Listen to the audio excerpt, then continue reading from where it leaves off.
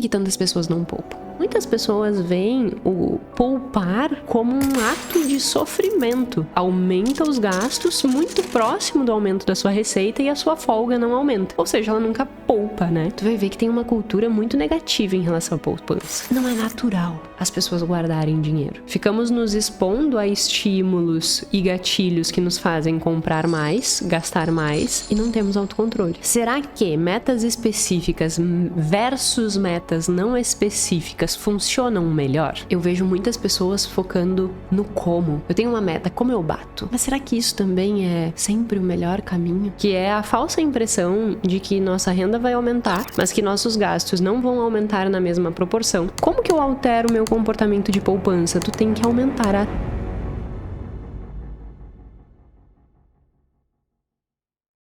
No episódio 147, eu falei sobre estratégias de como, entre aspas, né, enganar o cérebro e conseguir que nós nos mantivéssemos mais tempo investindo.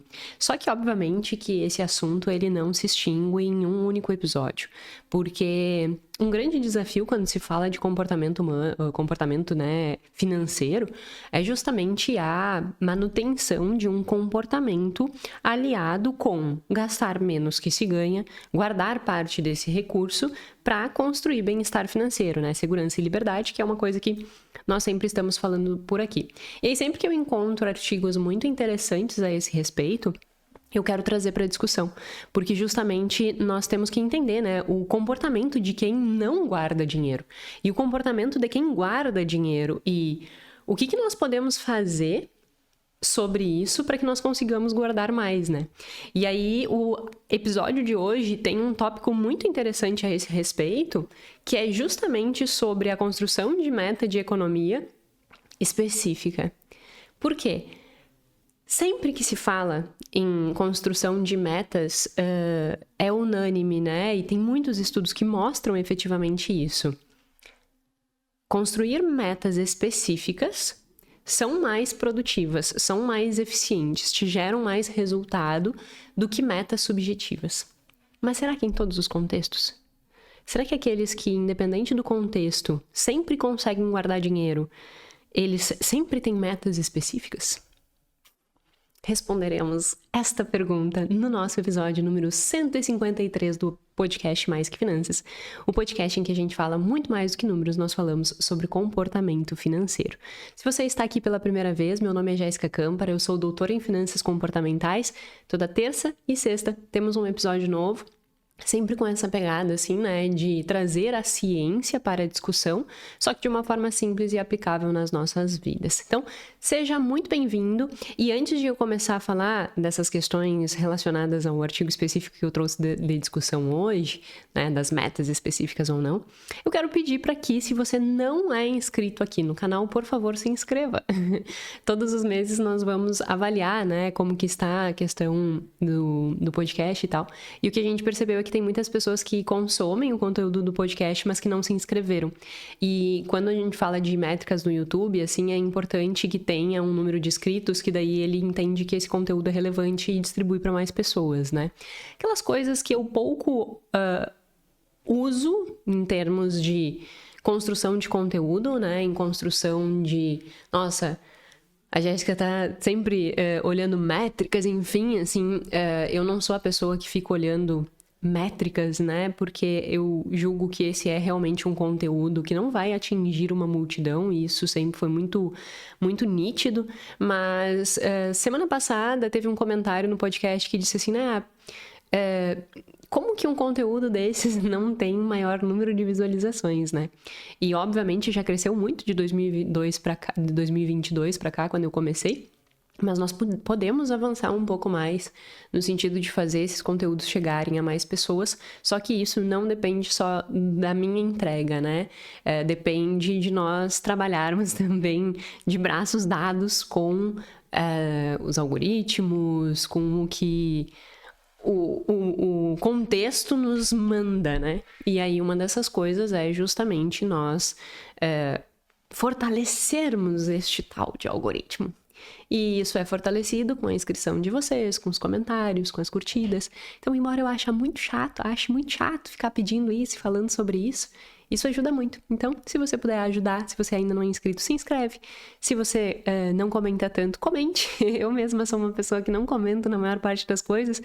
E hoje em dia eu já fico me forçando a comentar, porque eu sei o quanto isso é importante para quem está produzindo conteúdo. E se esse conteúdo é relevante, é interessante, né? Que tenha ali esse engajamento, porque isso também faz com que o YouTube olhe e diga assim, nossa, tem interação nisso aqui. Então, né? Pode ser que mais pessoas se interajam, queiram interagir. Então, fica aí a minha solicitação, tá certo? Enfim, sem mais delongas, vamos para o tema de hoje. Eu quis trazer esse artigo porque, da mesma forma que aquele artigo que eu discuti no episódio número 147, inclusive se você não viu o podcast do episódio 147, te convido a ver. Da mesma forma que aquele artigo eu li e disse assim, meu Deus, eu preciso compartilhar esse artigo. Esse artigo aqui aconteceu a mesma coisa. Eu li e disse assim, gente, eu preciso fazer um podcast sobre isso. Porque ele coloca em xeque uma máxima que nós escutamos e que muitas vezes eu também falo, né? Seja específico, seja específico, seja específico. Mas será que quem está economizando com mais consistência é sempre específico? E aí esse artigo discute isso, né? Então eu julguei que era muito interessante nós discutirmos essa construção. Então qual é o objetivo do artigo num geral, tá? E eu vou contando o artigo, são 4 experimentos no mesmo artigo, e aí no desenrolar de cada um dos experimentos eu vou me aprofundando na teoria. O artigo tem como objetivo discutir a seguinte questão. Será que metas específicas versus metas não específicas funcionam melhor? Em que contexto? E será que o foco no porquê eu tenho essa meta é melhor ou pior do que o foco como eu atinjo essa meta? E isso é muito interessante, né? Eu vejo muitas pessoas focando no como. Eu tenho uma meta, como eu bato essa meta? A estratégia... Mas será que isso também é sempre o melhor caminho? Por que tu tem essa meta? Qual a relevância dessa meta? Qual a importância dessa meta? Será que isso não vai te gerar um melhor resultado do que tu simplesmente focar no como? Então, o objetivo do estudo, ele paira, né, sobre esses 2 grandes questionamentos, essas 2 grandes análises. Especificidade ou não da meta e foco no porquê ou no como. Para entender como que essas 2 coisas unidas constroem um melhor comportamento de poupança ou um pior comportamento de poupança. Como que essas variáveis interagem, né? E aí, para construir a hipótese do estudo, ele começa discutindo na introdução a importância de nós entendermos comportamento de poupança, né, essas metas e por que poupar, como poupar e a importância que isso tem, e o comportamento das pessoas que não poupam. Então, ele começa o artigo, né, na introdução, fazendo essa discussão. Tá, qual é a importância? E qual é o comportamento daqueles que não poupam? Por que não poupam? E aí, antes de entrar nos 4 experimentos, eu quero trazer essa discussão que ele trouxe na introdução, que eu julgo muito interessante. Bom, começando dessa parte, qual a importância da poupança? Isso eu já falei inúmeras vezes aqui. Mas o artigo traz 3 pontos principais dentro dessa análise. Ele fala sobre a suavização do consumo, então é aquilo de tu ganhar mais e não sair comprando mais, que isso danificaria o teu bem-estar. Então, quando nós economizamos, nós estamos suavizando o consumo. Jéssica, sempre suavizar o consumo é bom? Claro que não tô dizendo aqui que nós não consumamos as coisas, né? Nós sempre vamos precisar consumir, seja alimentos, seja roupa, seja eletrônicos, equipamentos.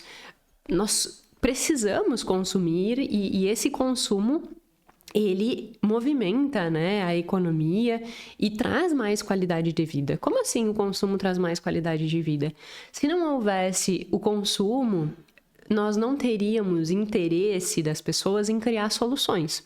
Exemplo, se não tivesse o consumo de energia elétrica, teria alguém interessado em produzir energia elétrica? Ah, Jéssica, mas o Estado produziria a energia elétrica. E quem sustentaria a energia elétrica do Estado?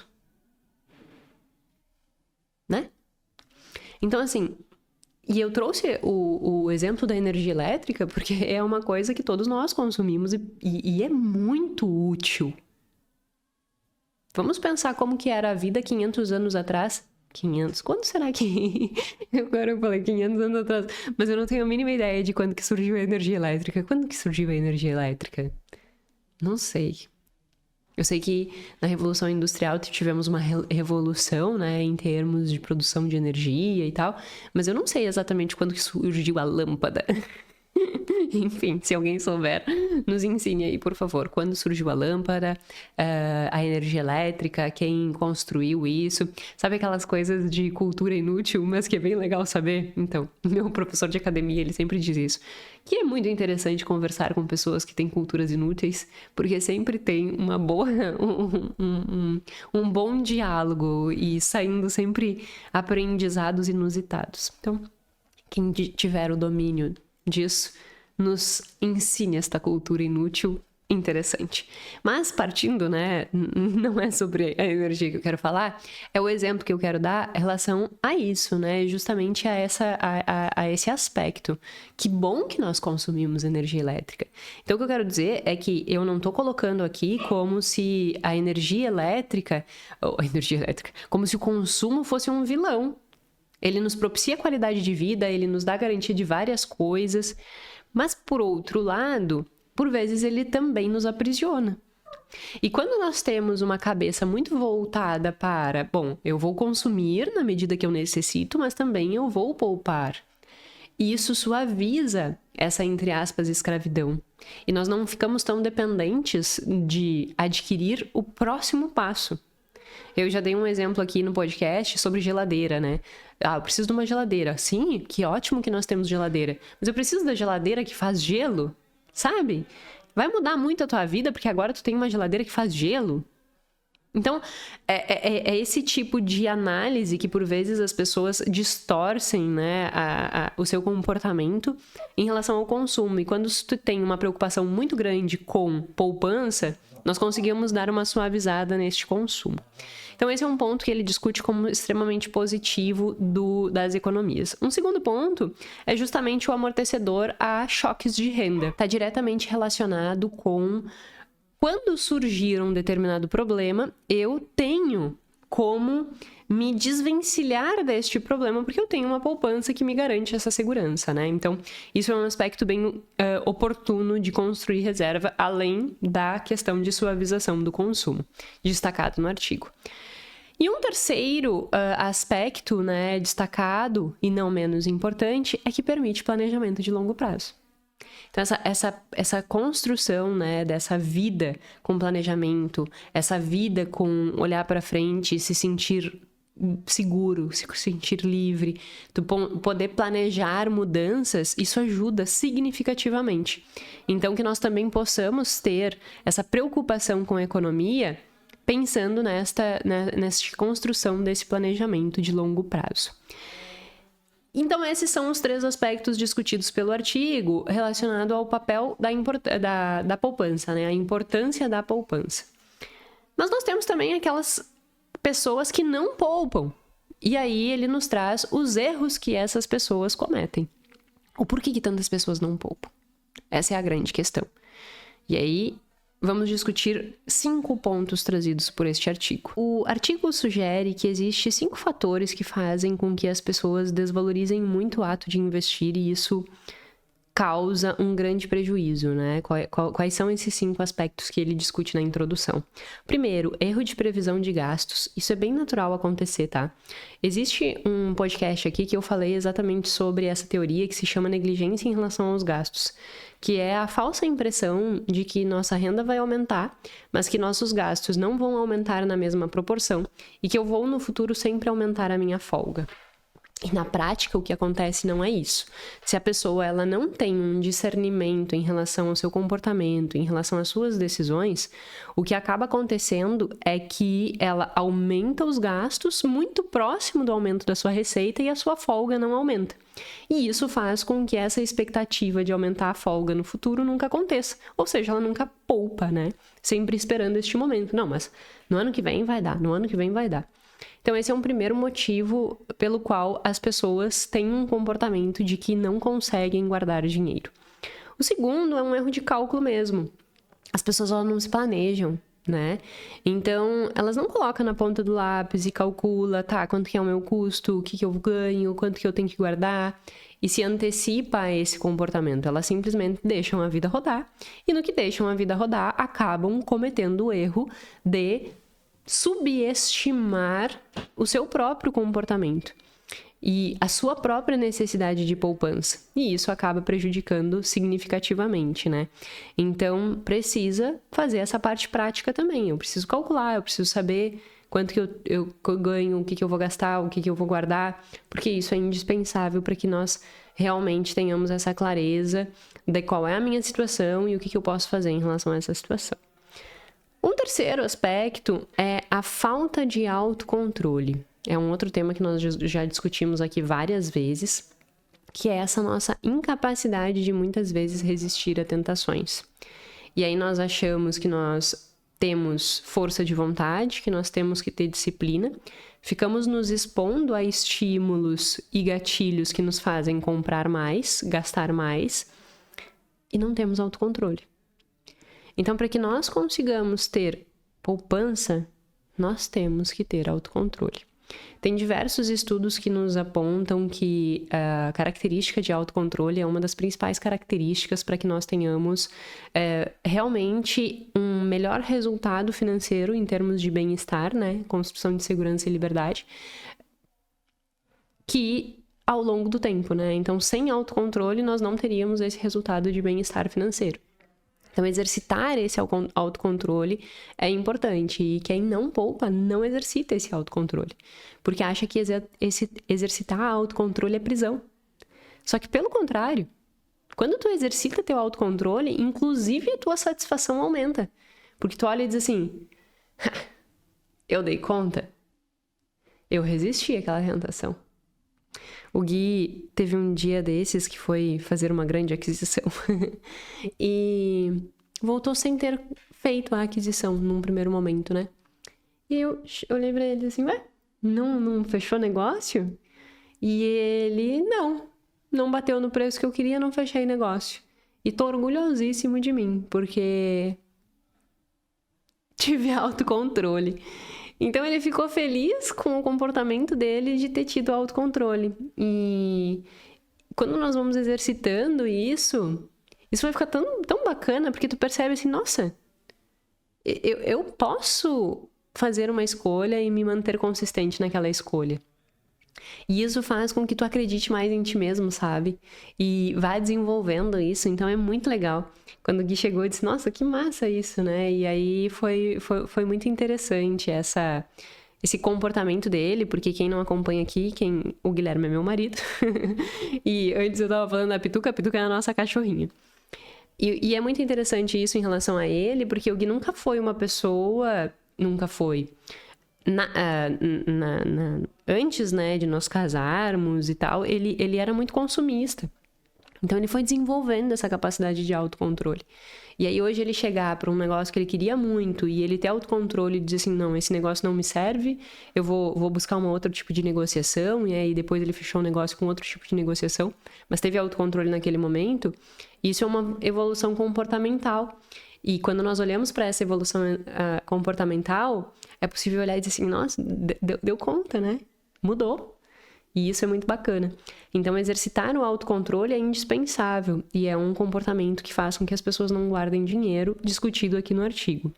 Um outro é a ênfase excessiva do presente, que é esse viés intertemporal, escolha intertemporal, que nós já discutimos aqui diversas vezes e que realmente nos priva de focar e abrir mão dos prazeres imediatos. Eu digo que muitas pessoas às vezes até têm a atitude, entre aspas, né? Entre aspas, porque não é a atitude verdadeira, é aquela externalizada.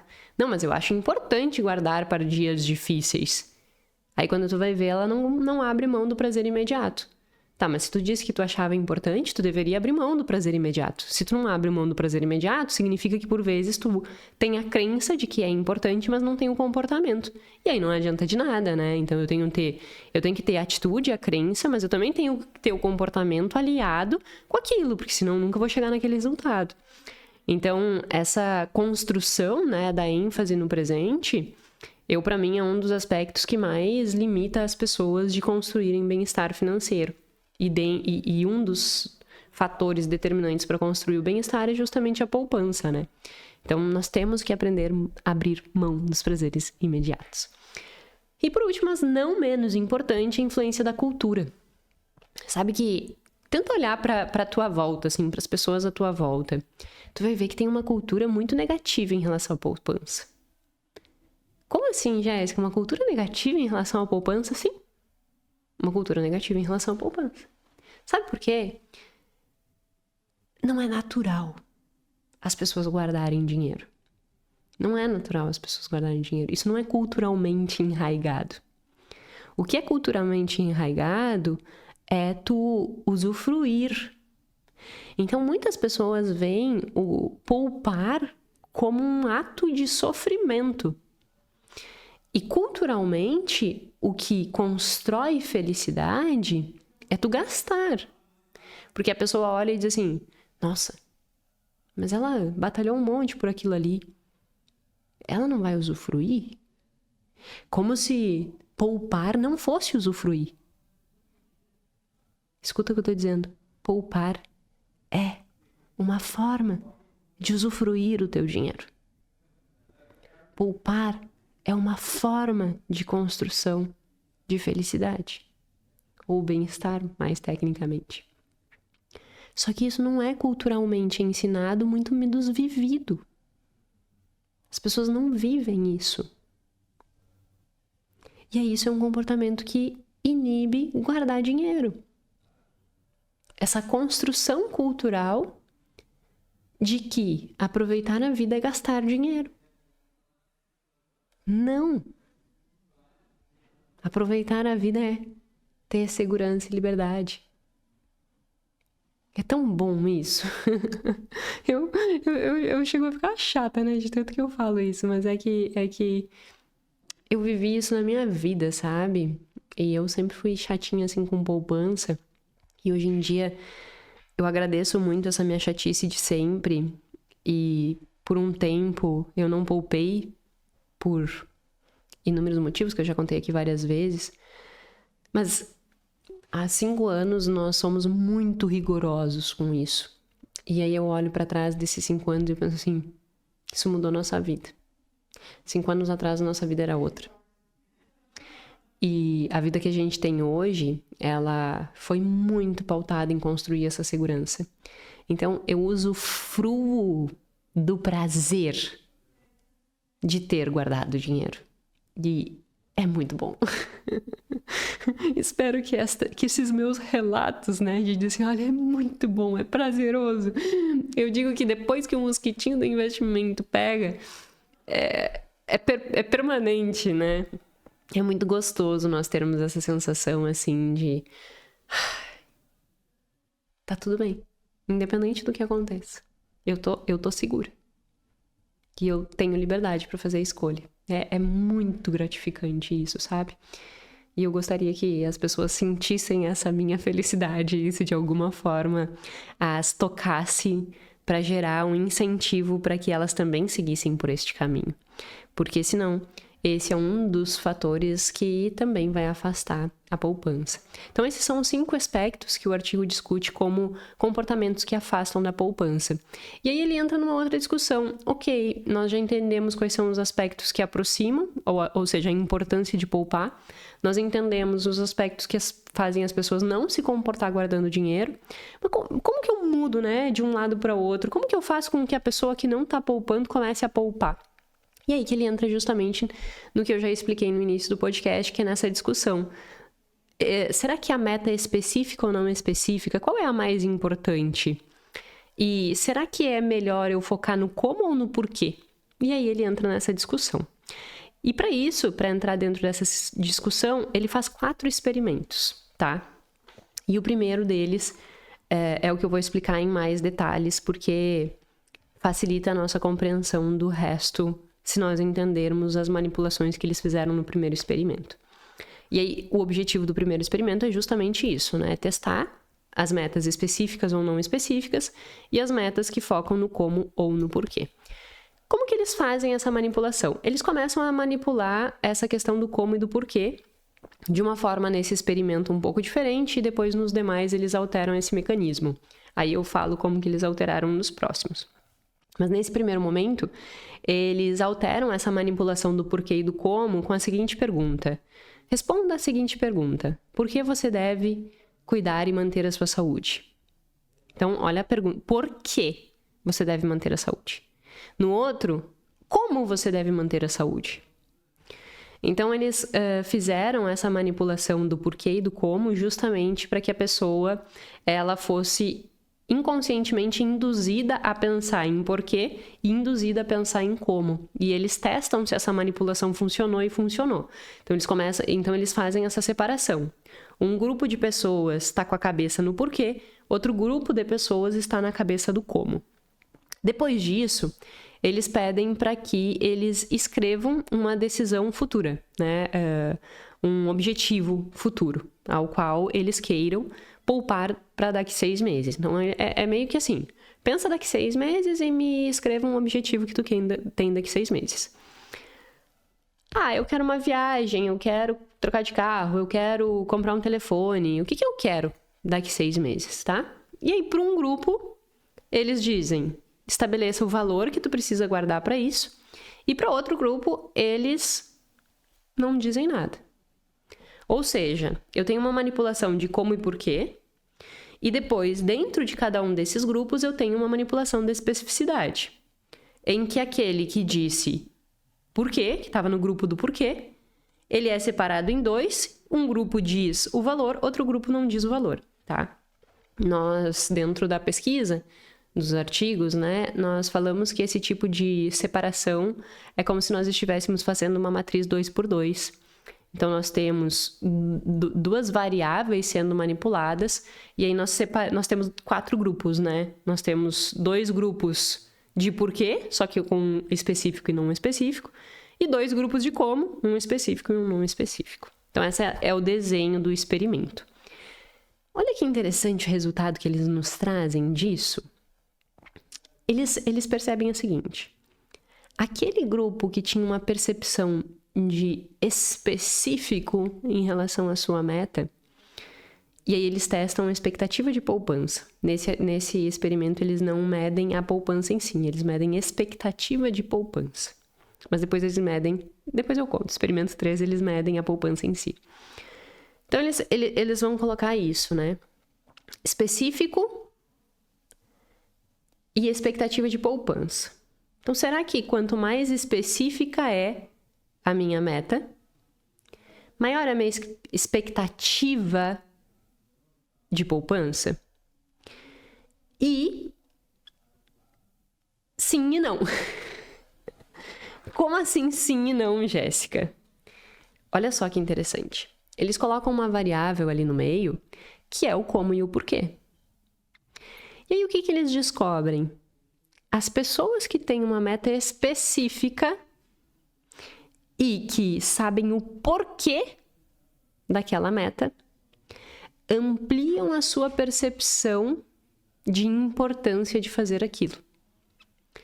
Exemplo. Eu quero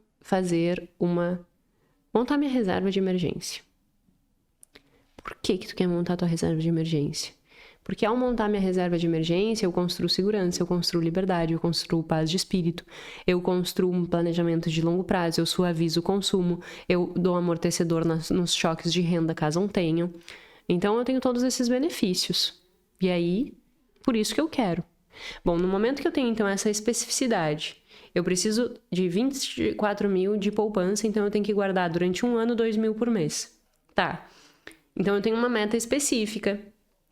E eu sei da importância dela. Então eu consigo descrever a importância que eu dou à construção dessa meta. Quando eu discuto, né, esse porquê, aumenta a importância percebida. E essa importância percebida aumentada também aumenta a expectativa de sucesso. Então, neste caso, especificar a meta faz sentido. Quando? Quando eu atrelo a esta meta um porquê. Mas isso num prazo de 6 meses. Guarda essa informação porque depois vai ser relevante. Quando que essa especificidade não funciona? Quando o meu foco é no como.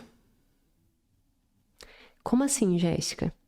Quando eu tenho uma meta específica, guardar 2 mil por mês. Só que eu tenho uma percepção de dificuldade muito grande. Digamos que eu ganhe 3 mil por mês e eu quero guardar 2. Então percebe que assim, eu olho para uma meta específica, 2 mil por mês, e eu percebo ela muito desafiadora. Porque eu ganho 3, como é que eu vou guardar 2? É muito desafiadora. Então, minha percepção de que aquilo ali é muito difícil está ampliada.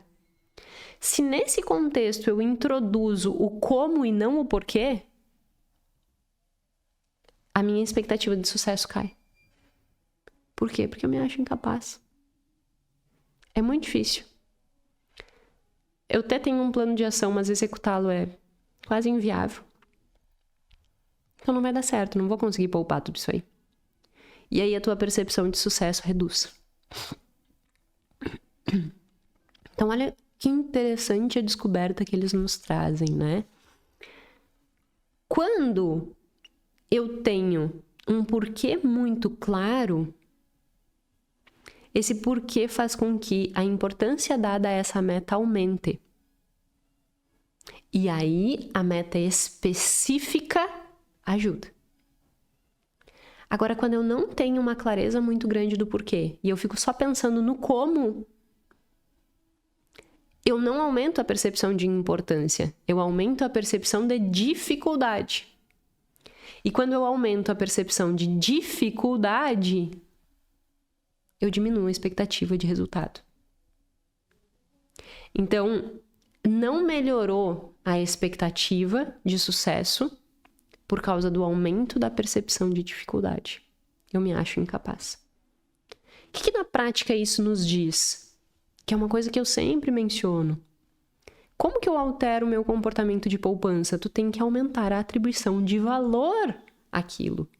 Teu córtex pré-frontal, na hora de fazer análise de custo-benefício, ele precisa olhar para o custo de fazer a poupança e o custo tem que ser menor que o benefício. Tu tem que saber o porquê que tu quer fazer aquilo. Quando tu consegue fazer isso, tu tem mais disposição, mais motivação, mais engajamento. E aí a meta específica funciona. Agora, quando tu não tem clareza do teu porquê e tu coloca uma meta que parece difícil, tu desengaja. Então, olha só que interessante. A especificação, se não tiver um porquê claro, pode, ao invés de te ajudar, te prejudicar no alcance da tua meta. Que interessante, né? Porque quando nós pensamos de forma geral, todo mundo diz, deixa a meta específica, deixa a meta específica. Tá, mas em que contexto essa especificidade deve estar? Em todos os contextos? Não. Porque se tu não tem um porquê claro, essa especificidade não vai te ajudar. Tenha um porquê muito claro. Isso te dá motivação. E aí sim a especificidade te ajuda em um caso. E eu já vou dizer qual é o caso que não funciona, Siri falando. Isso foi o resultado do experimento 1, tá? O experimento 2, ele testou a mesma coisa, só que ele queria ver se haveria modificação nos resultados por tipo de motivação. Se o objetivo fosse uma viagem, uma economia para troca de carro, ou seja, para uma promoção de algo, né? Para a realização de algo, ou se o motivo fosse para prevenção, tipo, ter reserva de emergência é uma prevenção. Será que se nós mudarmos, né, o tipo de meta para promoção, ou seja, eu quero realizar alguma coisa, eu quero promover algo, ou para prevenção, será que se eu mudar esse foco, muda o resultado? E eles provaram que não muda o resultado. Então, eles conseguiram no experimento 2 dizer assim, ó, independente do teu objetivo de poupança, seja ele para realizar alguma coisa, ou seja ele para te garantir segurança, ou seja, prevenir-se, o resultado é o mesmo. Se tu tiver um porquê bem claro, esse porquê faz com que aumente a importância da meta, te engaja mais e tem maior expectativa de resultado. Então, eles confirmaram. E eles foram para um terceiro experimento, né? O objetivo do terceiro experimento era compreender se efetivamente aquilo funcionava com um bufunfa, né? Porque uma coisa é a expectativa de poupança, mas será que efetivamente introduzir um porquê com uma meta específica, isso aumenta a poupança? E metas específicas em como reduz a poupança? E aí foram que eles testaram. Como é que eles fizeram esse experimento? Eles pegaram um grupo, né, de participantes e eles pediram para que essas pessoas, elas indicassem uma meta para um mês de economia.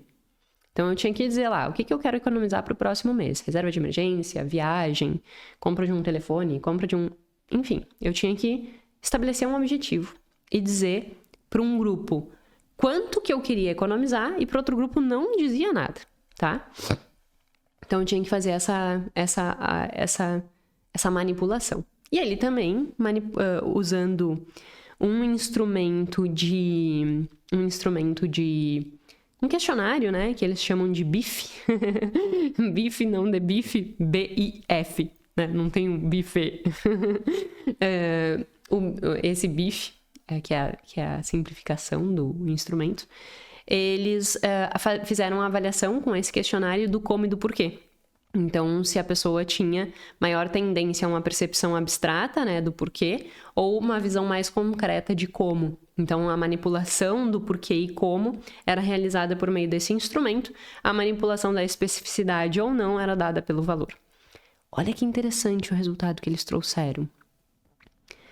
Eles conseguiram provar que, para o grupo que tinha metas específicas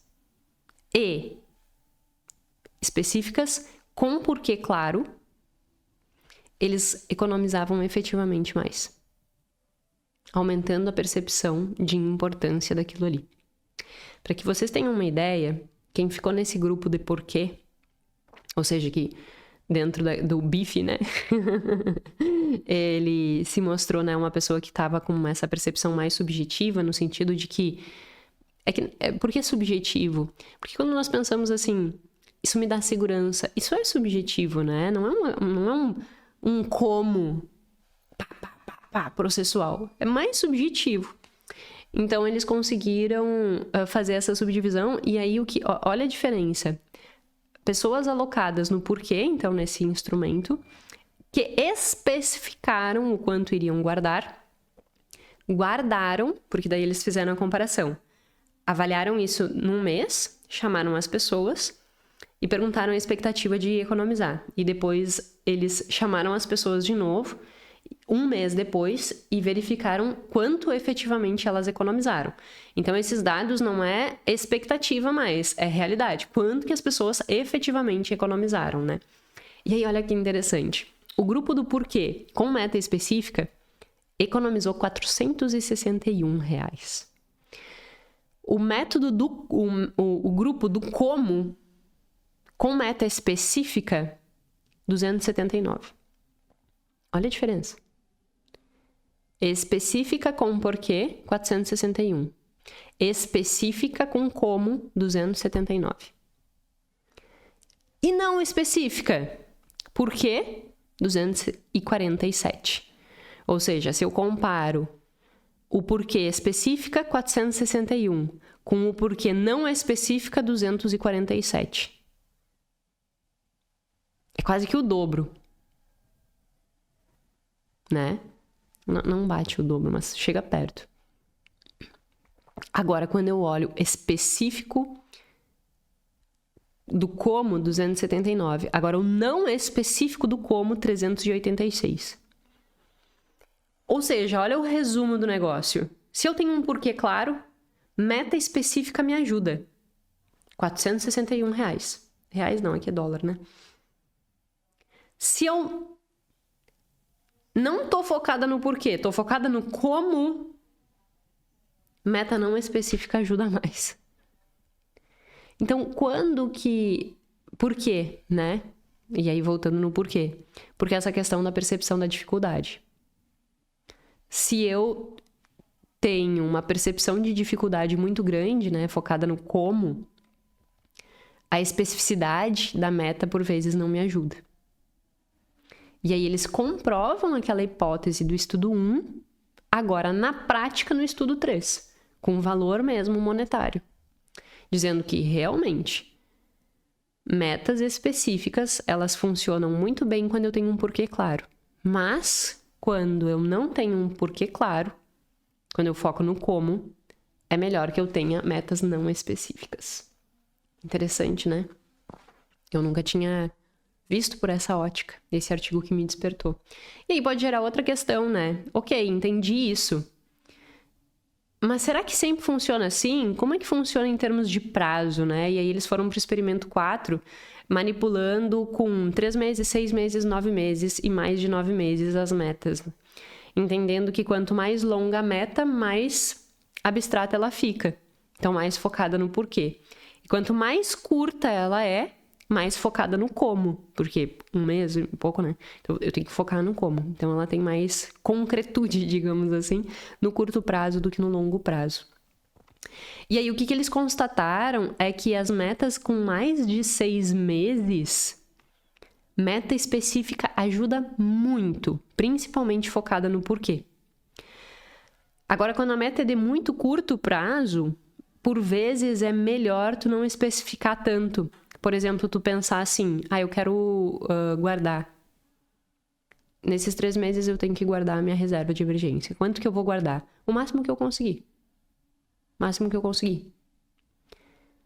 E isso mostrou nesse estudo que essa fala, o máximo que eu conseguir, para curto prazo, por vezes ajuda mais do que ter, no curto prazo, uma meta muito específica.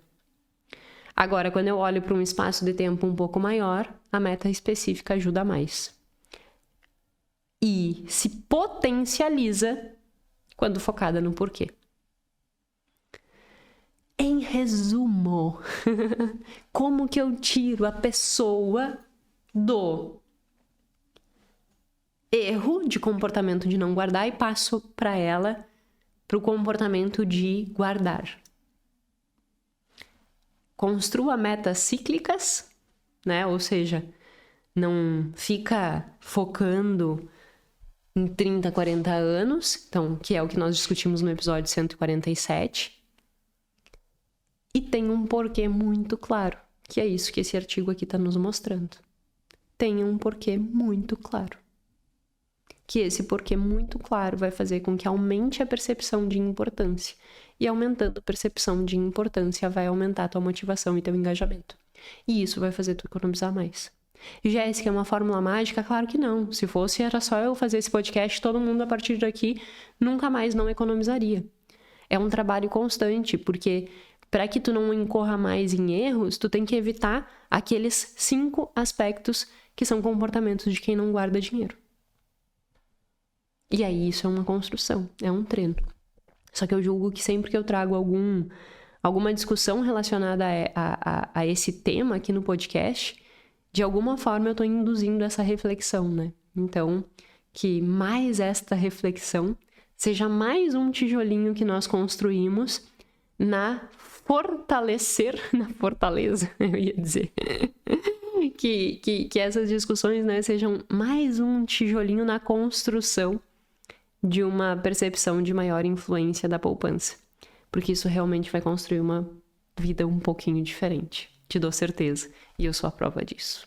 tá certo? Espero que tenha trazido aí um pouquinho mais de porquê dos investimentos em poupança e guardar segurança para você. Então, muito obrigada e até sexta-feira que vem.